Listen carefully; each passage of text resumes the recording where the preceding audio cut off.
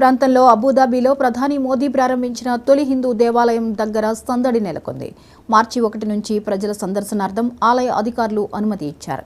దీంతో పెద్ద ఎత్తున ప్రజలు వచ్చి తొలి హిందూ దేవాలయాన్ని సందర్శించి తరించారు.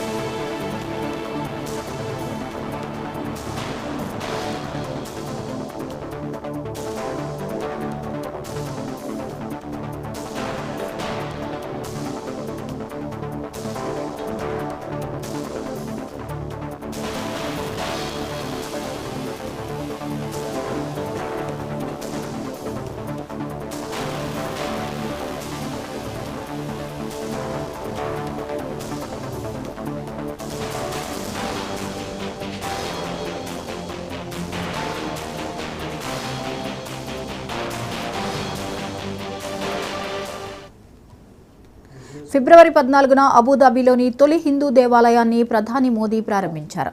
15వ తేదీ నుంచి 29 వరకు ముందుగా రిజిస్ట్రేషన్ చేసుకున్న వీఐపీలకు అనుమతి ఇచ్చారు. మార్చి 1 నుంచి మాత్రం ప్రజల సందర్శనార్థం అనుమతి ఇచ్చారు. దీంతో తొలి రోజే పెద్ద ఎత్తున ప్రజలు సందర్శించారు.